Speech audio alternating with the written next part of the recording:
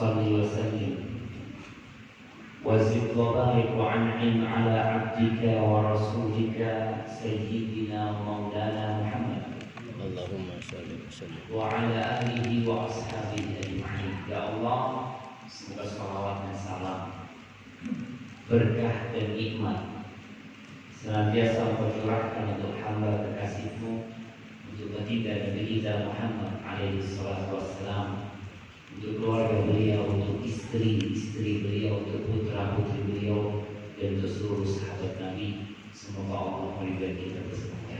amin amin Amma ba'd.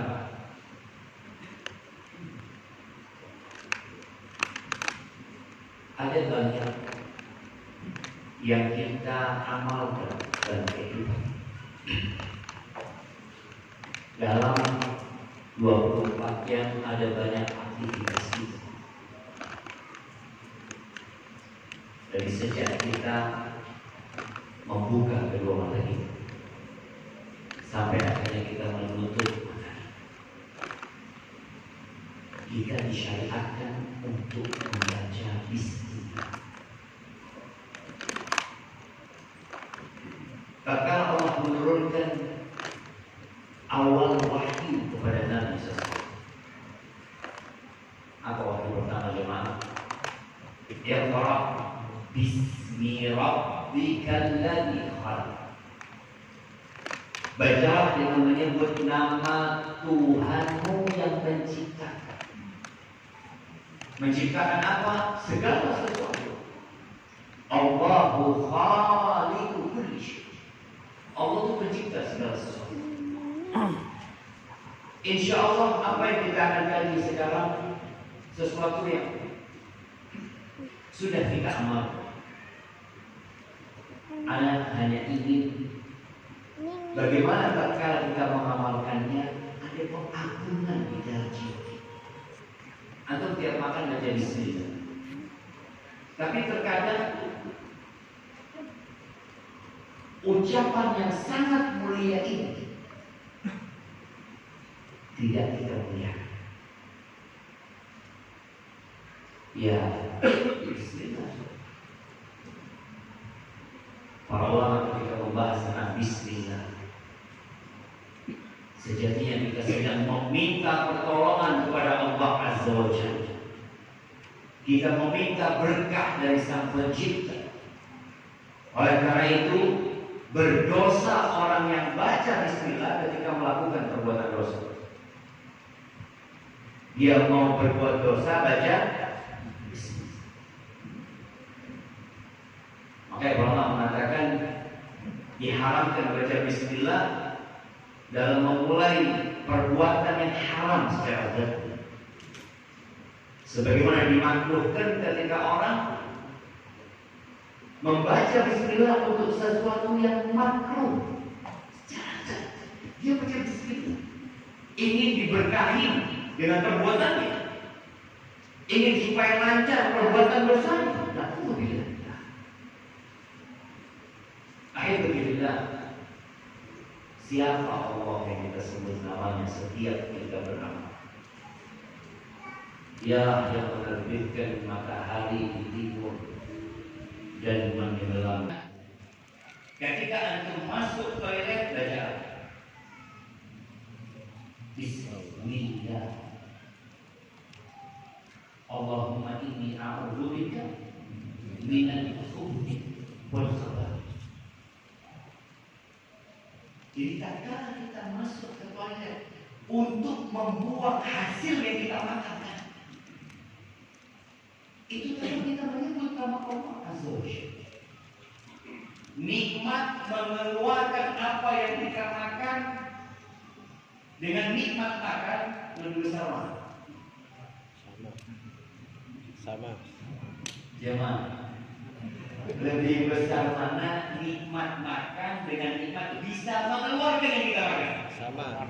sama Allah sama. Anak punya tetangga, Allah ya meninggal dunia. Anak sempat ngambalin dia biasa. Dia nggak bisa keluar dulu. Yang dia makan bisa keluar. Antum bisa bayangkan ketika antum makan enak, kemudian antum tahu nggak bisa keluar. Perutnya semakin membesar, semakin membesar, semakin membesar, sehingga dibuatkan lubang. Maka hendaklah kita benar-benar bersyukur kepada Allah Azza wa Jalla atas nikmat bisa makan dan tatkala mengeluarkan makanan itu, sebut nama Allah Azza wa Jalla sebelum antum masuk. Bismillah, Bismillah, Allahumma inni a'udzubika minal khubuthi wal khaba'ith. Meminta perlindungan kepada Allah dari setan-setan jantan dan setan-setan kecil. Karena banyak orang yang masuk ke toilet tidak menyebut nama Allah Jalla Jalaluh, pertanda di hamba kurang bersyukur kepada Allah. Berapa biaya yang harus antum keluarkan tatkala antum tidak bisa mengeluarkan makanan itu dengan normal? Dan menyebut nama Allah ini jamaah juga menjadi tirai buat kita dari jin, dari syaitan. Allah Azza wa Jalla mengatakan tentang syaitan ini, innahu yarakum huwa wa qabiluhu min haitsu la tarawna. Di surat Al-A'raf ayat 27. Syaitan itu bisa melihat kalian bisa lihat. Kita kalau buka baju, buka celana, tahu-tahu ada syaitan di sebelah kita. Kalau kita tak menyebut nama Allah, dia melihat. Oleh karena itu kita dianjurkan atau diperintahkan untuk membaca dan menyebut nama Allah Azza wa Jalla. Rasulullah sallallahu alaihi wasallam mengatakan, "Satru ma baina a'yunil jinni wa aurati bani Adam." Gimana kalau wudhunya di dalam toilet? Ya udah baca bismillahnya sebelum masuk. Boleh itu dalam toilet, boleh aja. Tapi kalau wudhunya di luar, di tempat wudhu akan lebih enak kita membaca bismillah. Kemudian membaca Al-Quran tentunya kita memulainya dengan Bismillahirrahmanirrahim ketika di awal ayat. Adapun kalau di pertengahan surat, di awal surat ini, bagaimana membaca Bismillahirrahmanirrahim di pertengahan surat? Kita baca ayat kursi, apakah perlu membaca Bismillahirrahmanirrahim? Ada khilaf di antara para ulama, tapi yang lebih utama membaca A'udzubillahi minasyaitonir rajim. Kalau membaca Bismillahirrahmanirrahim, kemudian bentar lagi nih kita akan masuk ke Idul Adha. Ya, jangan bicara Idul Adha. Tiap hari kita itu makan ayam, makan sapi, kambing. Ketika menyembelih harus baca Bismillah. Maka hati-hati kalau beli ayam. Tidak semua yang menyembelih ayam itu orang yang ngerti agama. Ya kalau kita kenal, insya Allah aman. Tapi gimana Ustaz, kan rata-rata di Indonesia ini insya Allah Muslim Ustaz.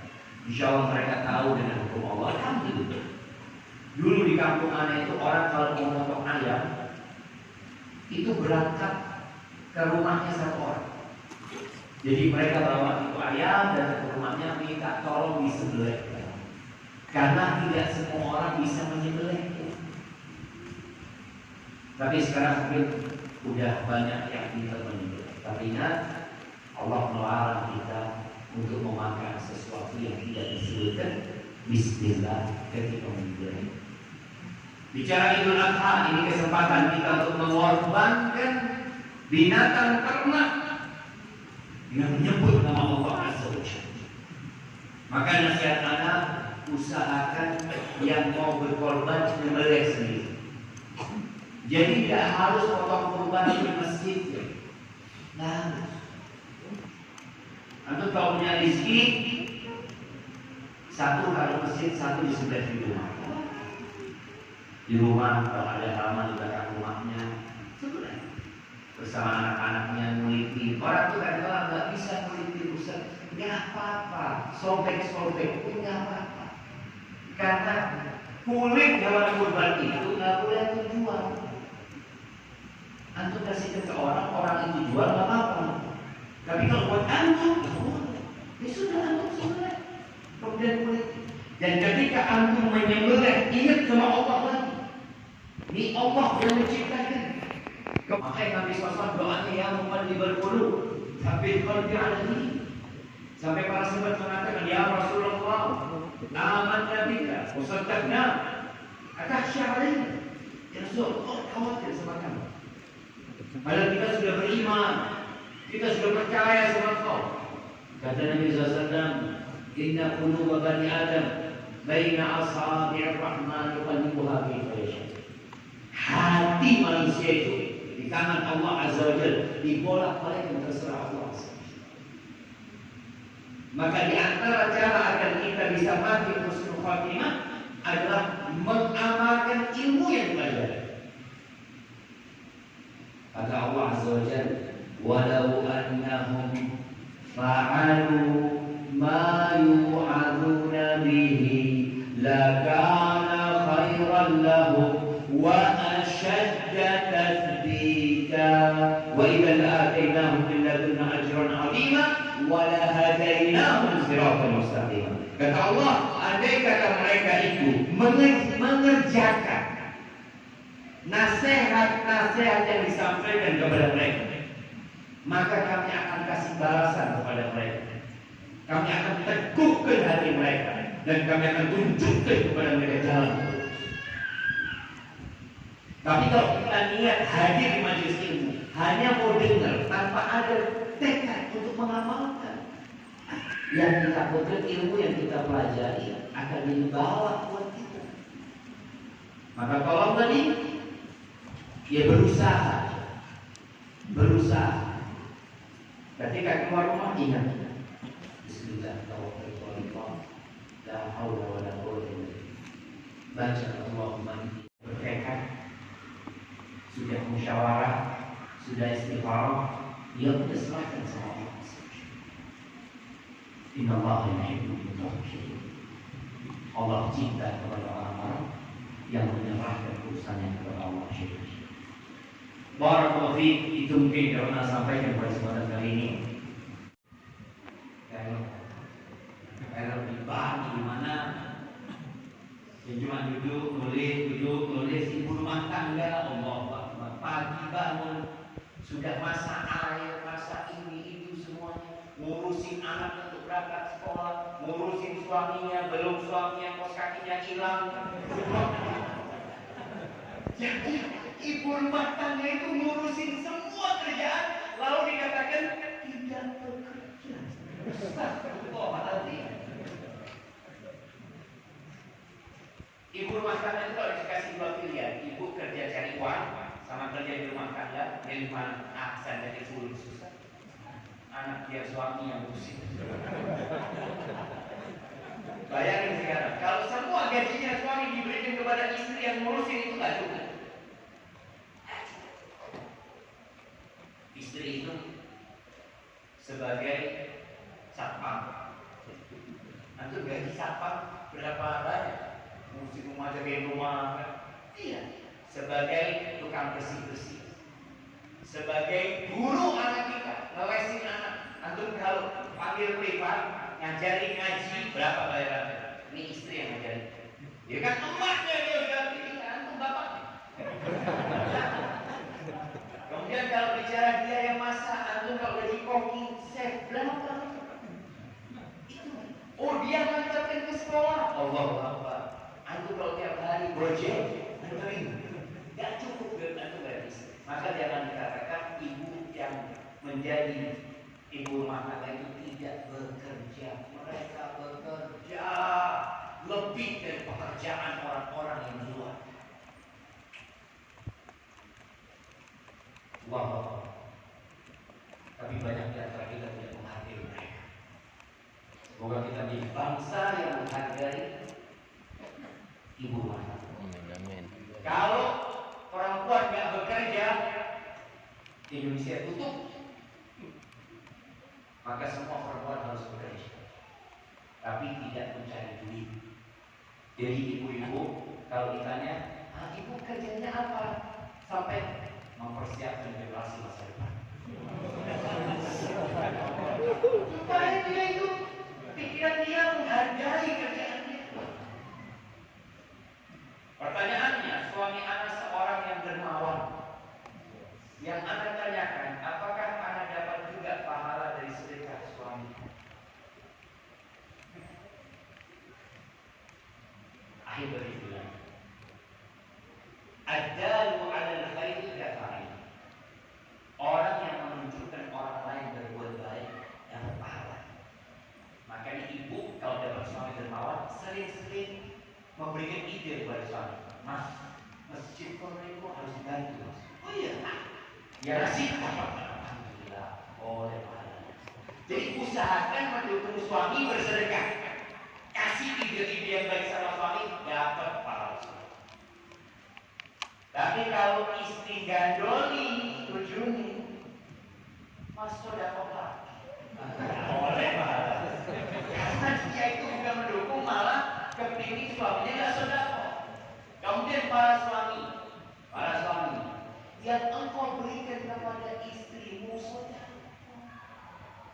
Pokok niat. Sampai kata Nabi SAW, hatta luqmah, sampai sesuap makanan, tarfa'wa ila fimra'ati, yang engkau angkat ke mulut istri. Dari bahasa Nabi SAW ini Masya Allah, romantis dong. Makanan, ambil makanan, kemudian engkau suapkan ke mulut istrimu. Engkau berharap pahala dari Allah, berpahala. Maka tolong para suami jangan baik keluar pelit sama istri.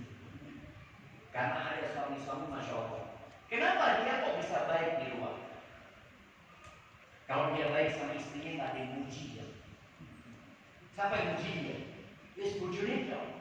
Tapi kalau keluar, Masya Allah, ini Ustaz yang baru masjid seperti nama.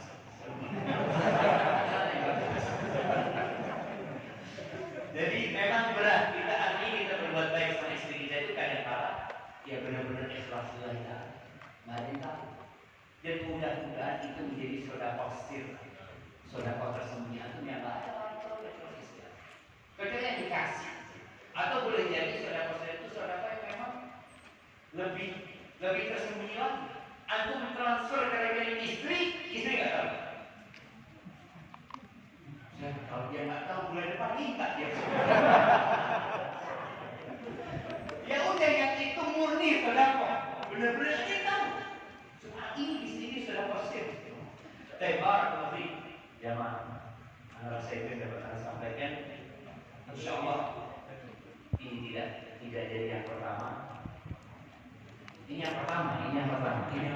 Tidak jadi yang terakhir. Mudah-mudahan bisa mampir lagi ke sini. Maka harus saya diundang, Ustaz. Anak kesini nggak diundang. Anak ngomong sama Allah, Borok, anak mau problem. Carikan tempat, anak mau ceramah. Beliau yang cari. Soalnya kok beliau undang, nggak ada waktu. Jadi insya Allah mudah-mudahan kapan ada waktu anak mampir ke sini. Asyukur jami'an, terima kasih semua atas pertanyaan itu. Apa pertanyaan lagi? Dan bapak orang tua.